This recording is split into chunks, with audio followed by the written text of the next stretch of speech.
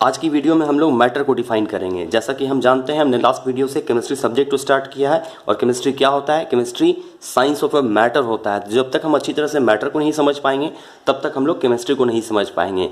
Matter का जो classification किया गया है, दो आधार पर किया गया है। नंबर 1 आपका होता है physical property, okay, physical property, और सेकंड होता है केमिकल प्रॉपर्टी के आधार पे, ओके, प्रॉपर्टी।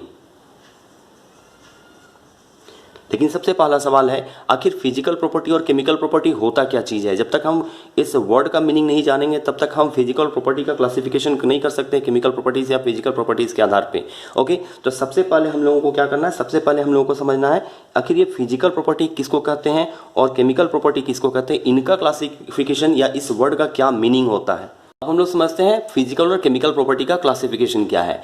अगर किसी मैटर का आइडेंटिटी, उसका जो पहचान है, बिना उसको चेंज किए, ध्यान से समझिएगा, अगर किसी मैटर का आइडेंटिटी को हम बिना चेंज किए, विदाउट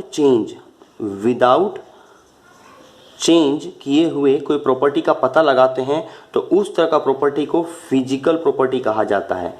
ओके, फिजिकल प्रॉपर्टी कहा जाता है। ओके, वहीं दूसरी तरफ अगर किसी मैटर का प्रॉपर्टी को चेंज कर देते हैं, ठीक है, आइडेंटिटी को चेंज कर देते हैं, किसी मैटर का आइडेंटिटी को अगर चेंज किया जाता है और उसके बाद अगर कोई प्रॉपर्टी पता चलता है तो उस तरह के प्रॉपर्टी को हम लोग क्या कहते हैं? उस तरह का प्रॉपर्टी को हम लोग केमिकल प्रॉपर्टी कहते हैं। ओके, इसे एक बार और समझने की कोशिश करते हैं। आपके पास कोई मैटर है, सॉलिड है, लिक्विड है, गैस है, कोई भी मैटर है, कोई भी सब्सटेंस है, अगर उस मैटर को जैसा है उसी रूप में उसका कोई प्रॉपर्टी पता चलता है, जैसे मास में कुछ चेंज करने की जरूरत है, उसको सीधा किसी वेइंग मशीन पर रख के चेक कर लीजिए तो वो फिजिकल प्रॉपर्टी, उसमें कुछ चेंज करने की जरूरत नहीं है। उसका मेल्टिंग पॉइंट, उसका boiling point, refractive index, thermal conductivity, electrical conductivity, texture, appearance, density में भी कोई चेंज करने की जरूरत नहीं है। आपके पास एक बड़ा सा पत्थर है, कोई मेटल का टुकड़ा है, उसको ले जाके उसका डेंसिटी चेक किए या किसी भी पार्ट का डेंसिटी सेम रहेगा तो वो फिजिकल प्रॉपर्टी, उसमें हमको कुछ बदलना नहीं पड़ा उसका डेंसिटी को चेक करने के लिए। पोलैरिटी होता है, ऑर्डर है, हार्डनेस है, ये सारा चीज़ आपका फिजिकल प्रॉपर्टी है। क्यों होता है? क्योंकि इसको चेक करते वक्त हमको मैटर का आइडेंटिटी को चेंज करने की जरूरत नहीं है। Without the change of identity हम फिजिकल प्रॉपर्टी पता लगाते हैं। वहीं दूसरी तरफ अगर कोई सब्सटेंस है, उसका आइडेंटिटी को हम बदल दे रहे हैं, ध्यान दीजिए, चेंज कर दे रहे हैं, तब पता करते हैं, उसको हम लोग क्या कहते हैं? उसको केमिकल प्रॉपर्टी कहते हैं। ओके, अब हम इसे कुछ एग्जांपल से समझने की कोशिश करते हैं। फिजिकल प्रॉपर्टी का एग्जांपल लेके समझते हैं। जैसे सबसे सिंपल एग्जांपल और सबसे पहला एग्जांपल हमारे पास है मास। किसी भी मैटर का मास जो होता है उसका फिजिकल प्रॉपर्टी होता है। क्यों? क्योंकि अगर आपके पास ये मार्कर रखा हुआ है, इसका मास कितना है, इसको किसी चीज़ से रिलेट कराने की जरूरत नहीं। इसे सीधा आप वेइंग मशीन पर रखिए, आपको इसका मास पता चल जाएगा। इसमें कुछ करने की जरूरत, इसका मास पता लगाने के लिए हमको कुछ इसमें ऐड करने, सब्ट्रैक्ट करने की जरूरत नहीं है। सिंपल वेइंग मशीन पर रख देंगे तो इसका मास पता चल जाएगा विदाउट इसका आइडेंटिटी चेंज किए हुए। इसके साथ बिना छेड़छाड़ किए आप इसका मास पता कर सकते हैं। इस तरह से होता है। सेकेंड, इसका वॉल्यूम चेक करने के लिए हम इसका कितना स्पेस कवर कर रहा है, इसके लिए हमको उसमें कुछ करने की जरूरत नहीं है। इसके अलावा आपका हो सकता है थर्ड, कलर। अब अगर इस मार्कर की बात करें, इसका जो भी व्हाइट एंड ब्लैक जो भी कलर है, इसका कलर है, इसको कलर पता करने के लिए हमको इसके साथ कुछ छेड़छाड़ करने की जरूरत नहीं है। जैसा है ऐसे इसका कलर पता चल सकता है। बिल्कुल सिंपली फोर्थ पॉइंट लिख सकते हैं,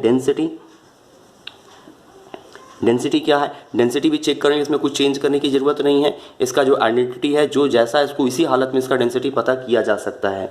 ओके, इस तरह से काफ़ी सारा, लगभग 15 फिजिकल प्रॉपर्टीज होता है, जैसे mass, volume, length, shape, colour, melting point, boiling point, density, appearance, texture, solubility, polarity, refractive index, order, hardness, state, malleability, ductility, specific heat वगैरह बहुत तरह का फिजिकल प्रॉपर्टीज होता है, जिससे बिना हम उसको कुछ चेंज किए इसका फिजिकल प्रॉपर्टीज को पता कर सकते हैं। इसलिए इसे फिजिकल प्रॉपर्टी कहते हैं, जो विदाउट आइडेंटिटी को चेंज किए पता किया जा सकता है। ओके, अब हम लोग आगे समझेंगे, थोड़ा सा एडवांस जाएंगे हम लोग कि फिजिकल प्रॉपर्टी कितना तरह का होता है। फिजिकल प्रॉपर्टी फर्दर दो तरह का होता है, एक होता है इंटेंसिव फिजिकल प्रॉपर्टी, एक होता है एक्सटेंसिव फिजिकल प्रॉपर्टी। ओके, उसे समझने की कोशिश करते हैं। अब हम लोग पढ़ेंगे फिजिकल प्रॉपर्टी का क्लासिफिकेशन। मैटर का फिजिकल प्रॉपर्टी दो तरह का होता है। ओके, एक होता है इंटेंसिव प्रॉपर्टी, दूसरा होता है एक्सटेंसिव प्रॉपर्टी। ओके, समझते हैं कैसे। अगर किसी भी मैटर का ऐसा प्रॉपर्टी जो अमाउंट ऑफ सब्सटेंस, ध्यान दीजिएगा, अमाउंट ऑफ मैटर या सब्सटेंस कह सकते हैं इसे, ठीक है, अमाउंट ऑफ सब्सटेंस पे डिपेंड करता है या नहीं करता, ये दो बात हो सकता है। अगर अमाउंट ऑफ सब्सटेंस पे डिपेंड करता है, यहाँ लिख देते हैं डिपेंड्स। ओके, एक मिनट, इससे अच्छा होगा रेड कलर से लिखने से, थोड़ा सा इंडिकेट करने में हेल्प होता है। अमाउंट ऑफ सब्सटेंस डिपेंड्स, अगर कोई फिजिकल प्रॉपर्टी उस सब्सटेंस का अमाउंट ऑफ सब्सटेंस पर डिपेंड करता है तो उसको हम लोग क्या कहते हैं, उसको हम लोग एक्सटेंसिव प्रॉपर्टी कहते हैं। ओके, इस एग्जांपल से समझ लेते हैं। सबसे सिंपल एग्जांपल माना जा सकता है नंबर 1 मास। कैसे? आपके पास एक किसी भी कंटेनर में कोई सब्सटेंस है, ओके, इसका कुछ मास होगा, मान लेते हैं पानी है, इसका मास 1 kg है।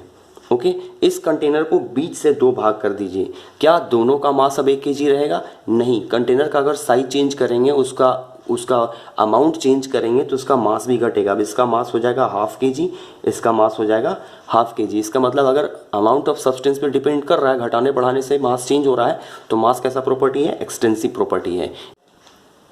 एक्सटेंसिव प्रॉपर्टी के एक एग्जांपल और लेते हैं। अगर हमारे पास कोई सब्सटेंस है जिसका कुछ अपना फिक्स वॉल्यूम है, मान लेते हैं हमारे पास 1 लीटर पानी है, इस कंटेनर को 2 भाग कर दिया जाए। अभी इसका वॉल्यूम कितना है? अभी इसका वॉल्यूम 1 लीटर है। ओके, हम लोग बात कर रहे हैं वॉल्यूम का, वॉल्यूम। अब इस कंटेनर को बीच से 2 भाग कर देते हैं, क्या दोनों का वॉल्यूम 1-1 लीटर रहेगा दोनों पार्ट का? बिल्कुल नहीं, एक पार्ट का वॉल्यूम 1/2 लीटर हो जाएगा, दूसरे का भी 1/2 लीटर हो जाएगा। इसका मतलब ये हुआ कि वॉल्यूम आपका एक्सटेंसिव प्रॉपर्टी या अमाउंट ऑफ सब्सटेंस पे डिपेंड करता है। Okay, second type of physical property की, अगर कोई फिजिकल प्रॉपर्टी उसके अमाउंट ऑफ सब्सटेंस पर डिपेंड नहीं करता है, लिख देते हैं यहाँ पे does not depend, amount of substance does not depend, तब इसे कैसा प्रॉपर्टी कहा जाता है? तब इसे हम लोग इंटेंसिव प्रॉपर्टी कहते हैं। Intensive property. ओके, समझते हैं किसे कहते हैं इंटेंसिव प्रॉपर्टी। सबसे सिंपल एग्जांपल होता है boiling point. Boiling point, okay, देखते हैं। एक कंटेनर में पानी भरा हुआ है और हम लोग जानते हैं पानी का जो बॉइलिंग पॉइंट होता है 100 डिग्री सेल्सियस होता है। ओके, ये 100 डिग्री सेल्सियस है। अब इस कंटेनर का हम लोग 2 भाग कर देते हैं, बीच से 2 भाग करते हैं, क्या दोनों कंटेनर का जो पानी होगा उसका बॉइलिंग पॉइंट 50-50 डिग्री सेल्सियस हो जाएगा? नहीं, पानी 1 ग्राम रहे, 1 लीटर रहे, चाहे 1000 लीटर रहे, उसका बॉइलिंग पॉइंट हमेशा 100 डिग्री ही होता है। दोनों कंटेनर का जो बॉइलिंग पॉइंट रहेगा वो 100 डिग्री सेल्सियस ही रहेगा। मतलब पानी का अमाउंट चेंज करने से बॉइलिंग पॉइंट चेंज नहीं होता है, इसलिए हम लोग इसको क्या कहते हैं? पानी का बॉइलिंग पॉइंट को हम लोग इंटेंसिव प्रॉपर्टी कहते हैं। ये अमाउंट ऑफ सब्सटेंस पर डिपेंड नहीं करता है। इसका एक एग्जांपल हम लोग और लेते हैं डेंसिटी से। ओके, डेंसिटी क्या होता है भाई? Amount of substance per unit volume, जो भी है मास पर यूनिट वॉल्यूम को हम लोग कहते हैं डेंसिटी। मान लेते हैं हमारे पास एक लोहा का टुकड़ा है, इसका कुछ भी अपना सर्टेन वॉल्यूम होगा, 1 मीटर क्यूब, 1 सेंटीमीटर क्यूब। इसका 2 पार्ट करते हैं, क्या दोनों टुकड़ा का डेंसिटी अगर आधा करें, दोनों का टुकड़ा का डेंसिटी अलग अलग हो जाएगा? बिल्कुल नहीं, जितना डेंसिटी पूरा मेटल का क्यूब का था वही उसका दूसरा पार्ट का भी रहेगा। मेटल का टुकड़ा करने से उसका डेंसिटी में कोई चेंज नहीं आता है, अमाउंट ऑफ सब्सटेंस को चेंज करने से उसका डेंसिटी में कोई बदलाव नहीं आता है। मतलब ये भी आपका डेंसिटी भी इंटेंसिव प्रॉपर्टी है। कौन कौन सा इंटेंसिव प्रॉपर्टी होता है? तो एक बार नाम हम इसका बतला देते हैं। Colour, melting point, boiling point, density, appearance, texture, solubility, polarity, refractive index, order, hardness, state, malleability, ductility, specific heat वगैरह, ये सब आपका इंटेंसिव प्रॉपर्टी होता है। ये अमाउंट ऑफ सब्सटेंस को चेंज करने से चेंज नहीं होता है। ओके।